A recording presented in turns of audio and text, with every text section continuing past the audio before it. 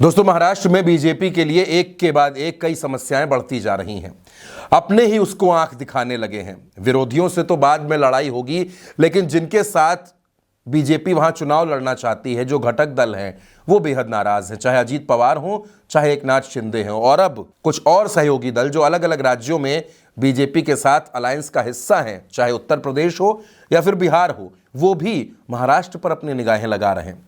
दोस्तों, सबसे पहले नीतीश कुमार ने संकेत दिए थे कि वो महाराष्ट्र में अपने प्रत्याशी उतारेंगे, यानी जेडीयू के प्रत्याशी महाराष्ट्र में चुनाव लड़ते हुए नजर आएंगे। और अब उत्तर प्रदेश के नेता और यूपी की सरकार में मंत्री ओम प्रकाश राजभर भी ये कह रहे हैं कि महाराष्ट्र में वो अपनी पार्टी यानी एसबीएसपी के प्रत्याशी उतारेंगे।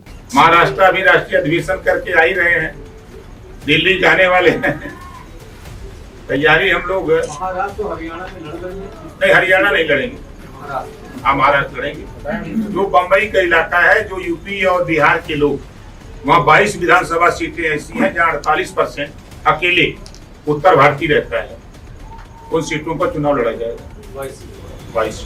अब आखिर 288 सीटों वाले राज्य में भारतीय जनता पार्टी किसके किसके साथ सीट शेयरिंग करेगी?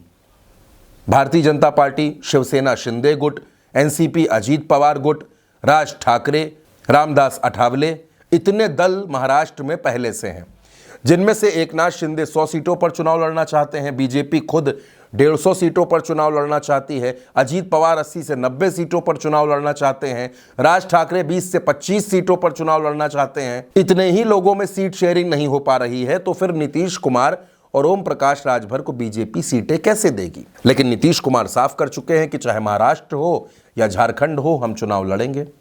और अब ओम प्रकाश राजभर ये कह रहे हैं कि महाराष्ट्र में वो भी चुनाव लड़ेंगे। उधर चिराग पासवान ये संकेत दे रहे हैं कि झारखंड में वो अपने प्रत्याशी उतारेंगे। यानी बीजेपी को ये समझ नहीं आ रहा कि आखिर इतनी ज्यादा चुनौतियों का मुकाबला कैसे किया जाए। अब दरअसल दोस्तों, भारतीय जनता पार्टी जो ऑपरेशन लोटस चलाती थी बड़ी धूमधाम से, वही ऑपरेशन लोटस उसके लिए सरदर्द बन गया है। तमाम नेताओं को तोड़ तोड़ कर वो अपनी पार्टी में ले आई, बीजेपी का नेता बना लिया, पट्टा पहना दिया। अब वो सब अपने पति पत्नी, रिश्तेदारों, मामा भांजी, मौसी, चाचा, सबके लिए टिकट मांग रहे हैं।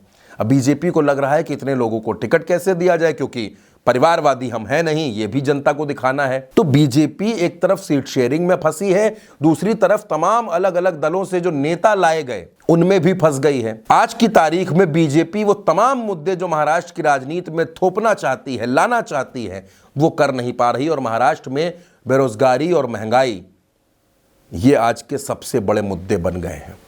अब भले ही बीजेपी फर्जी सर्वे करवा के एक माहौल तैयार करने की कोशिश कर रही है कि महाराष्ट्र में सब कुछ ठीक है, लेकिन महाराष्ट्र में दरअसल ऐसा है नहीं।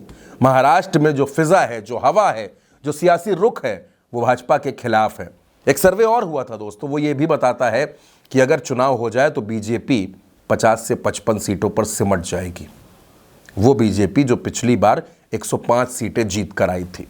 यानी महाराष्ट्र में जमीन से अगर आप देखेंगे, जमीन के मुद्दे देखेंगे, जमीन की राजनीति देखेंगे, महाराष्ट्र के लोगों से बात करेंगे, कैमरा हटा कर जाएंगे, तो आपको समझ में आएगा कि महाराष्ट्र में भारतीय जनता पार्टी की हालत खराब है। और खुद भारतीय जनता पार्टी इस बात को समझ रही है। बीजेपी के कई दिग्गज नेता पार्टी छोड़ कर जा रहे हैं, क्योंकि उनको पता है कि टिकट नहीं मिलना है। उनको पता है कि उनकी सीट शेयरिंग में चली जाएगी। और जो आपसी सिर फुटव्वल है वो लगातार जारी है, चाहे अजीत पवार और बीजेपी में हो, बीजेपी और शिवसेना में हो, शिवसेना और अजीत पवार में हो, राज ठाकरे अजीत पवार में हो। यानी हर तरफ लड़ाई छिड़ी है। और इस लड़ाई के बीच में दो और सहयोगी दल, नीतीश और ओम प्रकाश राजभर, चुनाव लड़ने की ताल ठोक रहे हैं। अब बीजेपी इनका मुकाबला दोस्तों कैसे करेगी, ये बीजेपी के लिए भी एक बड़ा सवाल है। और सवाल आपके लिए भी है कि आखिर इस स्थिति से भाजपा कैसे निपटेगी।